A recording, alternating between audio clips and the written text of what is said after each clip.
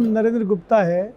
मैं फरीदाबाद सेक्टर 15 में रहता हूं और भारतीय जनता पार्टी से बिलोंग करता हूं।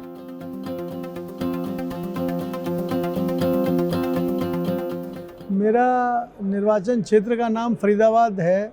फरीदाबाद ओल्ड से जाना जाता है और उसमें सारा शहरी क्षेत्र है और मुझे लगता है कि उसको पहले देश का मैनचेस्टर बोलते थे, क्योंकि फरीदाबाद डिस्ट्रिक्ट में जो लोग रहते हैं वहाँ इंडस्ट्रियलाइजेशन बहुत था और सारे लोग इंडस्ट्रीज़ के चलाने वाले अधिकतर लोग मेरी कॉन्स्टिट्यूंसी में रहते हैं।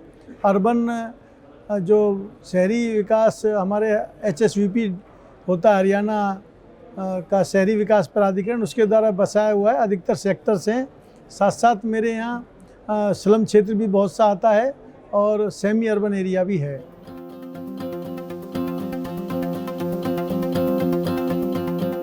निर्वाचन क्षेत्र में हमेशा ये डेवलपिंग कंट्री में रहने की वजह से हम लोग अभी डेवलपिंग कंट्री में रहते हैं, डेवलपिंग देश है इंडिया, तो बहुत सी दिक्कतें आती हैं। ऐसे ही मेरे निर्वाचन क्षेत्र में भी सीवर, सड़क, पानी की समस्याएं आती हैं और पर मेरा अपना सोच है कि ये कंटिन्यूस प्रोसेस है, ये समस्याएं आती रहेंगी और दूर करते रहेंगे। सड़क बनाते भी हैं, वो टूटती भी हैं, पर हमने पहली बार एक नया कंसेप्ट किया है कि डेवलपिंग कंट्री में रहते हुए भी हम डेवलप्ड रोड की कंसेप्ट पे रोड बना रहे हैं। मैं अपनी कॉन्स्टिट्यूंसी में अभी तक भी अधिकतर रोडें हम बना चुके हैं जो सेक्टर डिवाइडिंग रोड्स हैं, वो डेवलप्ड रोड के कंसेप्ट पे बनाई हैं।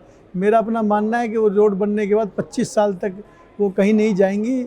सेंटर वर्ज के साथ साथ दोनों तरफ 7-7 मीटर के RMC की रोड्स हैं, फुटपाथ हैं, ड्रेनेज है और अपना एनवायरनमेंट की दृष्टि से पौधारोपण भी हम कर रहे हैं। सेंटर वर्ज में लाइटें लगा रहे हैं। तो जैसे डेवलप्ड देशों में रोड बनती है उसी कंसेप्ट में हम रोड बना रहे हैं। मुझे लगता है कि उन रोडों को सबसे पहले अगर हम साधन देंगे ट्रांसपोर्टेशन का तो वो बहुत ज़रूरी है, प्रायोरिटी हम मेरा मानना है। तो बहुत से अनेक ऐसे काम कि हमारी युवा पीढ़ी जो कई बार सोचती है कि भी हम लोग बाहर जाके बसेंगे, छोटी छोटी दिक्कतें ना आए, उन सबका ध्यान रखते हुए उसी तरह से अपनी कॉन्स्टिट्यूंसी को हम लोग डेवलपमेंट की दृष्टि से काम कर रहे हैं। और मुझे लगता है कि मैंने 2 साल के कोरोना के बाद जो काम किया है इस सवा 2 साल में बहुत ज़्यादा अच्छे काम हुए हैं। मुझे लगता है कि मेरी क्षेत्र की जनता इन कामों से बहुत खुश होगी।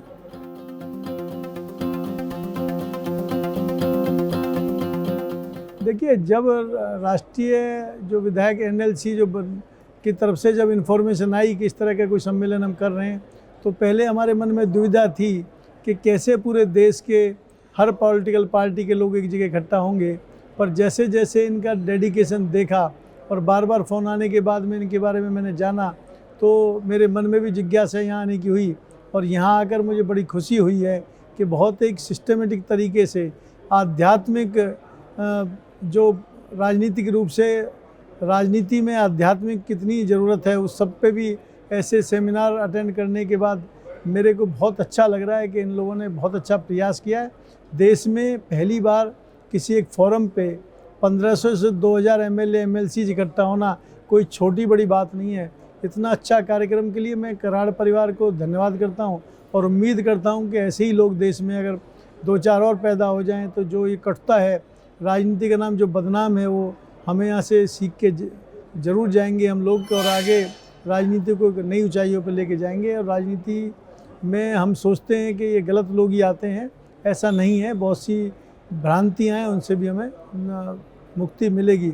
और बहुत अनेक सब्जेक्ट पे जो सेमिनार हो रहे हैं वहाँ से हम लोग यहाँ से कुछ ना कुछ लेके उसको अपने कार्य क्षेत्र में भी उसका उपयोग करेंगे।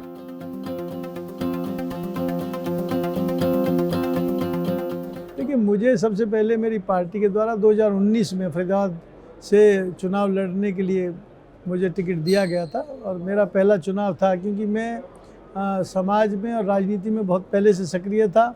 1991 से चुनाव कराने का मेरे को बहुत पार्टी ने जो जिम्मेवारी दी थी उससे अनुभव था। तो 2019 में मुझे जब चुनाव का टिकट मिला तो मुझे कोई दिक्कत नहीं हुई। पहला चुनाव होने की वजह से के कारण मुझे कोई दिक्कत इसलिए नहीं हुई कि मैंने बहुत से चुनावों का पहले काम देखा था। तो पहला चुनाव होने के बाद फरीदाबाद की जनता ने भाजपा में पूरा अपना समर्थन दिया और मुझे भारी बहुमत से फरीदाबाद से जिताकर विधानसभा में भेजा।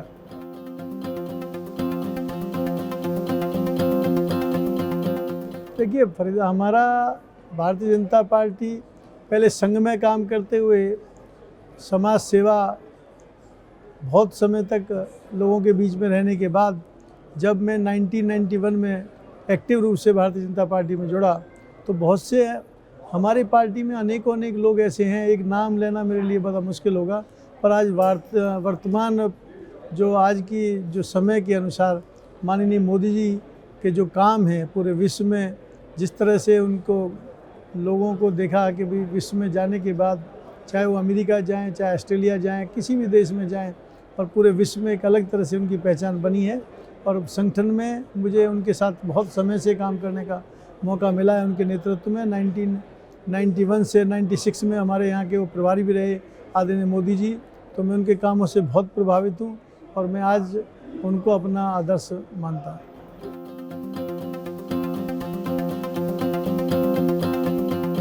देखिए, हमेशा से जब व्यक्ति जन्म लेता है तो बहुत से उसके मन में अलग अलग लोगों की अलग अलग सोच होती है। तो कहते हैं कि अगर मनुष्य के रूप में अगर जीवन हमें मिला है तो ये बहुमूल्य एक सौगात है प्रकृति की। और सबसे ज़्यादा जब आप अपने कार्य क्षेत्र में कदम रखते हैं तो मेरा तो मेन उद्देश्य यही रहता है कि समाज की सेवा सबसे बड़ी सेवा है। मैं अपनी तरफ से दिन में जो मेरे को जिम्मेवारी मिली है, अगर मैं आज राजनीतिक रूप से लोगों ने जनप्रतिनिधि बनाया है तो मेरी सबसे सोच रहती है कि मैं जब शाम को बेड पे जाऊं तो मैं स्वयं अपने कामों का आकलन करूं। और मुझे लगता है कि मैंने पूरे दिन में अपने क्षेत्र के लोगों के लिए काम किया है, न्याय किया है, पूरा समय जो जिम्मेवारी मुझे मिली है वो मैंने पूरी तरह से निभाई है, तो मुझे बहुत अच्छी नींद आती है। मैं स्वयं अपना आकलन करता हूँ। जब मैं पहले बिजनेस में था तब मैं मन में संकल्प किया था कि 4 घंटे मुझे समाज का काम करना है और उसके बाद मुझे 8 घंटे जो मेरे को अपना इंडस्ट्री में देना था। तब मैं आकलन इंडस्ट्री के रूप में करता था कि जो मेरी जिम्मेवारी है इंडस्ट्री चलाने के लिए, तो उसमें मैंने पूरा काम किया नहीं किया। तब समय रात को सोते समय वो आकलन करता था, मुझे संतुष्टि तब मिलती थी, तब मैंने उस समय अपने व्यापार को पूरा समय दिया। आज मेरे को संतुष्टि तब मिलती है जब मुझे अपना पूरा 8 घंटे, 10 घंटे, 12 घंटे या क्षेत्र की जो भी समस्याएं उसके ऊपर मैंने पूरा समय दिया। अगर मैं उसमें कोई भी कोताही करता हूं और उसमें मैं व्यक्तिगत उस समय को अपने व्यक्तिगत रूप से उसको चुराता हूं तो मुझे निश्चित रूप से शांति नहीं मिलती।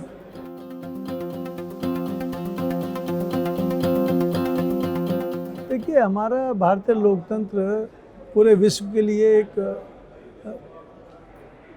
कहते हैं कि ऐसा लोकतंत्र जो विश्व के लोकतंत्र में सबसे जो कहते हैं जननी है। हमारा भारत का लोकतंत्र सबकी माँ है। हमारे को देख के जब से हमारा भारत देश आज़ाद हुआ है तब से हर तरह के विभिन्न क्षेत्रों में विभिन्न भाषाओं में होने के बाद भी हमारे लोकतंत्र की बहुत बड़ी शक्ति है कि कभी भी यहाँ पे सब लोगों को मताधिकार का अधिकार है, मत देने का अधिकार है और सरकारें लोगों के वोट के द्वारा चुनी जाती हैं।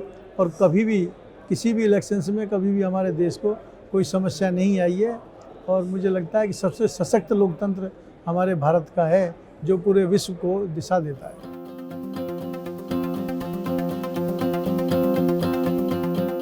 मैंने तो अभी एक ही चुनाव लड़ा है, लड़ाई बहुत चुनाव है, पर मेरा अपना 2019 का चुनाव था तो मेरे लिए तो यादगार था। जब मुझे पार्टी ने चुनाव लड़ने का मौका दिया तो मुझे पहले दिन से ही अपनी फरीदाबाद की जनता पर, अपने कामों पर मुझे पूरा विश्वास था अपनी पार्टी के नेतृत्व पे कि फरीदाबाद की जनता मुझे चुनाव में जिताकर भेजेगी।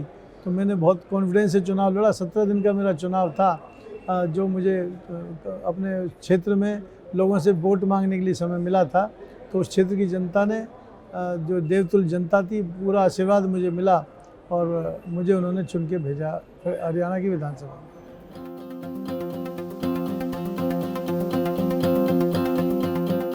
देखिए, जब आप बहुत समय से सामाजिक जीवन में और अपने व्यक्तिगत जीवन में, अपने कार्य क्षेत्र में काम करते हैं और साथ साथ सामाजिक काम भी करते हैं, तो अपने आप ही एक शरीर को और मन को उस तरह से ढालने की आदत पड़ जाती है। तो मेरा जो सामाजिक जीवन और व्यापारिक जीवन है सन 1979 से है, और बहुत समय से इसी तरह के दोनों कामों को करते करते जब मुझे डायरेक्टली राजनीतिक जीवन में टिकट मिली तो मुझे कोई भी दिक्कत नहीं आई, क्योंकि 1991 से 32 साल तक मैंने सामाजिक जीवन में और अपने व्यापारिक क्षेत्र में लगातार साथ साथ काम किया है। तो मुझे इन दोनों में सामंजस्य बिठाने में कोई दिक्कत नहीं आई। और व्यक्तिगत रूप से परिवार ने, जो मेरी धर्मपत्नी है, मेरे बच्चे हैं, उनका मुझे हमेशा सहयोग मिला, मोटिवेशन हुआ, क्योंकि राजनीति में अच्छे लोग आने से कतराते हैं, ऐसा नई युवा पीढ़ी मानती है। पर मेरा अपना मानना है कि ये बहुत ज़रूरी है कि अच्छे लोग राजनीति में आएँ। राजनीति को जब कहते हैं कोई बात अच्छी करनी होती है तो हम एक तकिया कलाम के रूप में हम कुछ राजनीतिक लोग भी बात करने लगते हैं कि बात करनी है तो राजनीति छोड़ के बात करना। मुझे बड़ा अजीब सा लगता है कि राजनीति मेरे अपने मायने में बहुत इसको इतना गलत क्यों बनाया गया है मुझे नहीं समझ में आता। अच्छे राजनीति में लाल बहादुर शास्त्री जैसे लोग रहे।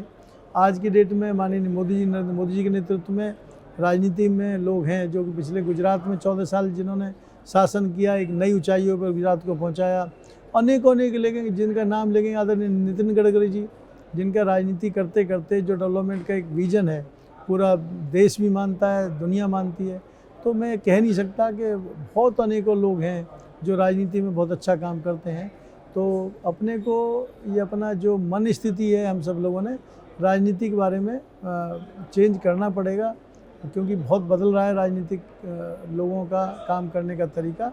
नई युवा पीढ़ी आती है, नए लोग आ रहे हैं, उनकी अलग सोच है और बहुत अच्छी तरीके से वो सामाजिक क्षेत्र में काम करते करते राजनीतिक क्षेत्र में भी अच्छा काम करते हैं।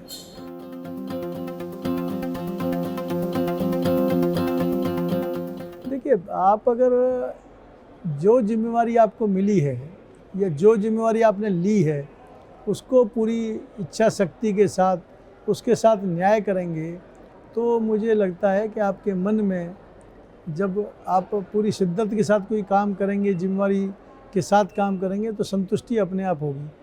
तो इसी तरह से जैसे ही मैं अब बताता हूँ कि पिछला मेरा राजनीतिक जीवन में पार्टी के संगठन के पदों पे, विभिन्न पदों पे मैं रहा, पर मुझे जो पार्टी की तरफ से जिम्मेवारी मिलती रही या कोई भी दायित्व तो मुझे मिला, मैं अपने स्टेट का पार्टी का ट्रेजरर भी रहा, तो उस समय भी जो जिम्मेवारी मिलती थी उसको पूरे अपने मनोयोग से शिद्दत के साथ में उसको करता रहा। तो पहले मेरा अपना मानना है कि आप स्वयं अपने आप उसके काम के बारे में खुद ही निर्णय कर पाते हैं कि आपने वो काम ठीक किया है नहीं किया। जब आप खुद अपना आकलन करते हैं तो जनता भी मतलब खुद अपने आप के प्रति जवाबदेह होते हैं, तो जनता को जवाब देने की इसलिए ज़रूरत नहीं पड़ती है कि आप खुद बहुत ज़्यादा सजग तरीके से काम को करते हैं। तो मैं सबसे पहले, जैसे मैंने आपको पहले बताया कि जब तक जो जिम्मेवारी मुझे मिली है मैं उसका स्वयं का आकलन करता हूँ, और मुझे लगता है कि मैंने आज पूरा वो काम नहीं किया किसी कारणवश, तो मुझे खुद नींद नहीं आती। तो आप समझ सकते हैं कि मैं खुद ही अपने ऊपर वॉच रख के नेक्स्ट डे उसको पूरा करने की कोशिश करता हूँ। तो मेरा खुद अपने आप ही मैं उसकी आकलन कर लेता हूँ और अपने आप को ही मोटिवेट करता हूँ नेक्स्ट डे के लिए।